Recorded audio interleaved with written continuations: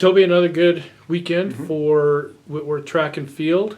Got your first chance at an indoor multi-event, and then a couple of more school records, a couple of more top performances. Tell us about how things went at the podium. Yeah, the multi-event started on Thursday, and that was a really great day. Jace Palm was doing the heptathlon, indoor heptathlon for the men. PR'd in all 4 of his events that day. 4 events on the first day, 3 events on the next day. Ran a 7:02 60 meters, which is second all time.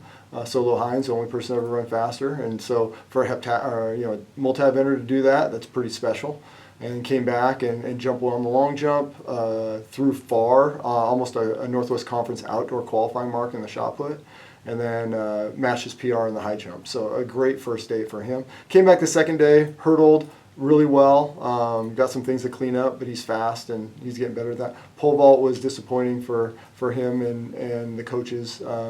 We have some things to fix there and kind of a group effort on that. And then he ran the 1,000 just to get some experience. So still put up a really good score. I think second best score in school history maybe.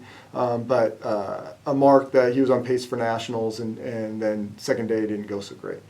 For the women, Emily Brown, awesome. Was PRs and all that. And then it's a 5-day, 1-day event, a 5-event, 1-day event. And she started off real well, and then as we went on, realized she was sick, and by the 800 she was you could definitely see she was sick, and but she still ran a great 800 at the end, and a real good mark. And then Peyton Fox PR'd in I think 3 or 4 out of the 5 events, so good for multi for those.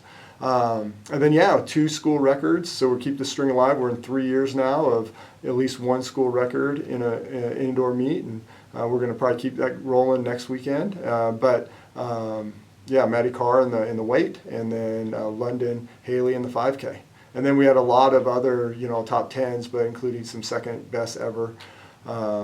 Lily Jones in the mile ran a great mile. All the distance gals did great in that regard. And then just down the line in every event and every event group. So we're having a great time. You've had a different women's shot putter step forward each week, and either set a school record or a PR or national qualifying. Just talk about how that trio really pushes each other, and like iron sharpens iron, keeps helping each other improve. Yeah, you got Em Blessed, who obviously went to nationals last year in the indoor, and had 2 fouls and on her 3rd throw in prelims. Makes it in the finals and gets I think 4th in the nation in the indoor shot. And so obviously she's really good. And then you bring Maddie Carr in last year as a transfer from the community college. Real good athlete, real raw, hasn't really learned how to throw the way she can with her body, and then she makes it to nationals, and those 2 end up 9th and 10th I think, or 8th and 9th in the nation outdoor. But then you got Kylie Lovelace, who comes in as kind of unassuming, but a really hard worker, gets after it in the weight room, really coachable, really competitive, and now she's into her junior year, and she's got those 2 gals, and she just kind of looks and goes, I want to be with them. Not intimidated by it, just wants to be a part of the group. And so she goes and throws 13.99, which usually about 13.70 gets you into nationals. So right now we're sitting, I think it is 2nd, 4th, and 7th in the nation with three women, which we've done that in the past in some events. We've done that in javelin on the men's side. We've done that with steeplechase on the women's side. We've done that, in some other events over the years. And so it's pretty fun to have, 3 of the best, women shot putters in the nation right now.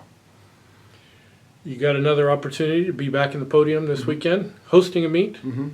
Talk about what you hope to see, who we're going to compete against, and anyone who's interested in going out, what they can expect. Yeah, so 2-day meet, Friday, Saturday at the podium, Valentine's weekend, so great way to spend it with your loved one. We'll have an alumni event as well on Saturday, which is I think our 3rd or 4th year we've done that, which is great.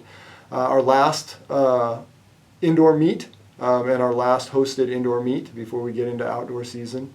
First day, you got multi-event again, and then we've got a bunch of other events just to spread it out. There's 30 teams that will be competing. I let in a couple unattached athletes, and those are only athletes that are part of a school program but are redshirting, and so trying to give them opportunities to compete. Have another about 100 unattached athletes that want to compete, but I've had to say no to, so I've upset a lot of people out there. But this meet is designed for schools like ours that are small programs, small school programs, as opposed to the D1 programs where people can come and enter their whole team, as opposed to fight the bureaucracy of the big Division I hosted meets where you can only get in a couple people. So a lot of opportunities for people to get PRs and a lot of opportunities to get national qualifying marks, which is what a lot of people are coming to our meet to do.